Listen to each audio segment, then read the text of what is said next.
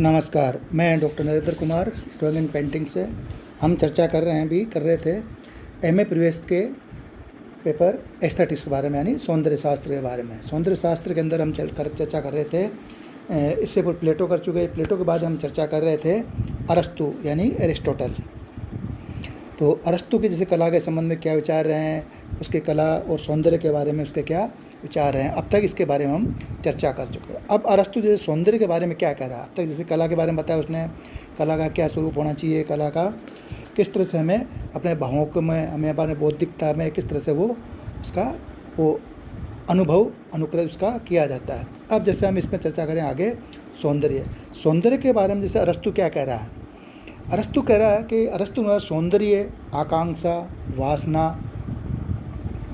और उपयोगिता से ऊपर की वस्तु है। यहाँ पर अरस्तु कह रहा है कि जैसे सौंदर्य के अरस्तु के अनुसार सौंदर्य आकांक्षा, वासना और उपयोगिता से ऊपर की वस्तु है तथा सुंदर वस्तु में क्रम, सामंजस्य, समानता तथा निश्चितता विद्यमान होती है और किसी भी वस्तु, चित्र या काव्य आदि का निर्माण विभिन्न अंगों द्वारा किया जाता है तथा इन अंगों में एक व्यवस्था एवं एक सामंजस्य के साथ ही एक निश्चित आयाम और एक विस्तार का होना भी आवश्यक होता है। इसलिए सौंदर्य उचित आयाम और व्यवस्था से ही उत्पन्न होता है। ये अरस्तु का मानना है सौंदर्य के बारे में। अर्थात निर्मित विषय वस्तु इतनी छोटी न हो कि वह दृष्टि से दिखाई न पड़े, और दूसरी ओर वह इतनी बड़ी भी न हो कि हमारी दृष्टि सीमा में समा ही न सके। वह कहता है कि जैसे मान लो कोई भी चीज़ का निर्माण करता है सौंदर्यात्मक दृष्टि से, सुंदरता के लिए, तो वो इतनी सूक्ष्म भी, इतनी छोटी भी नहीं हो कि वो हमें दिखाई नहीं दे, और दूसरी इतनी बड़ी भी नहीं हो कि जहाँ तक हमारी दृष्टि उस पर जा ही नहीं सके, उस पर पड़े ही नहीं, इस दृष्टि से सीमा में समा ही न सके। जिस प्रकार लघुत्तम जीव सुंदर नहीं लगता, उसी प्रकार बृहत्तम जीव भी सुंदर नहीं लगता, क्योंकि दोनों का रूप स्पष्ट नहीं हो पाता है। इनकी संपूर्णता दृष्टि सीमा में भी नहीं आ पाती है। अब ये कहता है यहाँ पे कि नाटक के कथानक का आयाम भी निश्चित होना चाहिए, जो स्मरण शक्ति की सीमा में धारण किया जा सके। इस प्रकार सौंदर्य की 3 विशेषताएं निर्धारित की है या निर्धारित होती है। पहला निश्चित आयाम, दूसरा संतुलन और तीसरा सामंजस्य। अब यहाँ जैसे अरस्तु ने सौंदर्य एवं शिव में भी भेद किया है। शिवत्व का अनुभव गति की अवस्था में होता है। अरस्तु कहता है कि जैसे कि शिवत्व का अनुभव गति की अवस्था में होता है, जबकि सौंदर्य जड़ पदार्थों में भी विद्यमान होता है। अरस्तु ने सौंदर्य को शिव से भिन्न मानते हुए भी दोनों की तद्रूपता को स्वीकार किया है, और उनकी परिभाषा है कि सौंदर्य वह शिव है जो आनंदप्रद है, क्योंकि वह शिव है। इसलिए अरस्तु ने भी संगीत को प्रत्येक कला से अधिक रूपात्मक और व्यंजक माना है, क्योंकि हमारी क्रियाएं गयात्मक होती है और संगीत मूलतः गति पर आश्रित होता है। यहाँ दोनों में सादृश्य होने के कारण ही मात्र ध्वनिमय रागनियाँ भी हमारी आत्मा को प्रभावित करती है। इनकी सहज एवं प्राकृतिक गति हमें आनंद देती है और इनका संयम तथा सामंजस्य ही हमें प्रभावित करता है।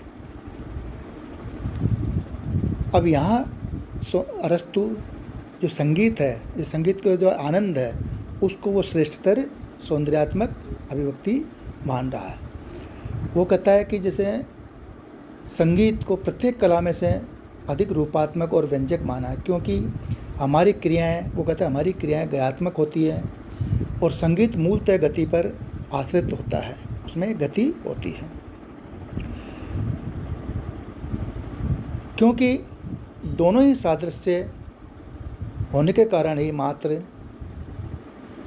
ध्वनिमय रागनियाँ भी हमारी आत्मा को प्रभावित करती है, यानी संगीत की जो ध्वनि है, राग है, वो हमारी आत्मा को प्रभावित करती है और इनकी जो सहज एवं प्राकृतिक गति हमें आनंद देती है और इनका संयम तथा सामंजस्य ही हमें प्रभावित करता है। अरस्तु ने अपने सौंदर्य को शिक्षा में भी सहायक माना है। वह कहता है सौंदर्य बोध के अभाव में शिक्षा अपूर्ण है।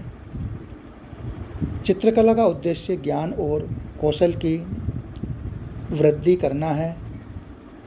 इससे छात्र वस्तु के सौंदर्य का कुशल निरीक्षक बनता है। इनके अनुसार कला हमारा अहित नहीं करती, वरन हमारे अशुद्ध मनोभावों का विरेचन करती है और अधूरी प्रकृति को पूर्ण करती है। संगीत को महत्व देते हुए अरस्तु ने नाट्य कला को ही श्रेष्ठ माना है। अब यहाँ अरस्तु कलाओं के अंदर जो सबसे श्रेष्ठ कला जो मान रहा है, वो कहता है जो नाट्य कला है वही सबसे श्रेष्ठ माना है तथा मुख्य रूप से उसी का विवेचन भी किया है, क्योंकि वो कहता है कि नाट्य कला में अन्य कलाएं भी किसी न किसी रूप में समाहित होती है। और अरस्तु का जो विरेचन का सिद्धांत है वो भी इसी नाट्य कला के आधार पर ही उसने अपने विरेचन के सिद्धांत का वर्णन किया है। विरेचन सिद्धांत के बारे में उसने बताया कि विरेचन सिद्धांत क्या है, वो उसने नाट्य कला को जोड़कर उस नाट्य कला के आधार पर इसका किया है। वह कहता है दुखांत और सुखांत शब्द क्रमशः अंग्रेजी के ट्रेजेडी, त्रास और कॉमेडी के रूप में ग्रहण किए जाते हैं, पर इन शब्दों के वास्तविक आविष्कर्ता अरस्तु के अनुसार त्रासद और कामद शब्द का अर्थ सुखांत या दुखांत नहीं। अरस्तु के मत से त्रासद सामान्य जीवन में आदर्श से ऊंचे आचरण का अनुकरण किया जाता है और कामद में निम्न आदर्श का। त्रासद में देवी देवताओं अथवा संत पुरुषों के उच्च गुणों का परिष्कार रूप मिलता है, तो कामद में शूद्र तथा कुत्सित जो बुराइयां हैं उनका उपहास उड़ाया जाता है। तो यहाँ अरस्तु का जो नाट्य है, नाट्य शास्त्र है, नाट्य है कला के बारे में जो वर्णन कर रहा है विरेचन के सिद्धांत के बारे में, तो वो कामद और त्रासद के बारे में। अब वो कहता है विकास की दृष्टि से कामद का उद्भव विश्वास रहस्य से पूर्व बताया जाता है, किंतु नाटक की एक साधारण कोटि में गणना होने के कारण इस पर विशद विवेचन प्राप्त नहीं हुआ। सामान्यतः कामद जीवन की एक निम्न स्तर की अभिव्यक्ति है और उसका उद्देश्य सामाजिक मनोरंजन मात्र है। अहंकार और पाखंड का भंडाफोड़ ही कामद का सहज तत्व है। यहाँ कामद समाज के शुद्ध पात्रों के भद्दे, घृणित अथवा उपहासास्पद कार्यों का अनुकरण होता है। ये कार्य किसी दोष अथवा शारीरिक कुरूपता से ही संबंध रखते हैं और इनके द्वारा किसी को भी दुख अथवा पीड़ा का अनुभव नहीं होता, न ही किसी अमंगल का ही होता है, और जीवन के गंभीर विषयों के विवेचन का इसमें स्थान नहीं होता है। संक्षेप में जैसे पात्रों की शारीरिक कुरूपता अथवा हास्यास्पद कार्य द्वारा पीड़ाहीन दुख रहित हास्य का प्रसार ही अरस्तु के अनुसार कामद की मुख्य विशेषता है।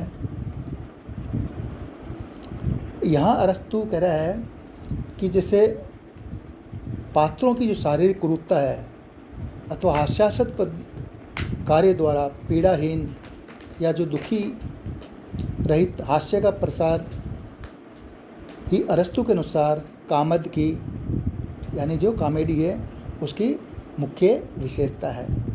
और जीवन में किसी भी भावना की अति को मिटाकर उसमें संतुलन बनाए रखना उसका उद्देश्य है। यहाँ कामद नाटक प्राय सुखांत ही होते हैं, इसलिए हिंदी में संभवतः सुखांत को कामद का पर्याय मान लिया गया है। अब जैसे आगे कहते हैं ट्रेजेडी, त्रासद, इस बात को प्रस्तुत करता है कि अच्छा क्या है, कि tragedy is an imitation of what is best, कि यानी कि अच्छा क्या है।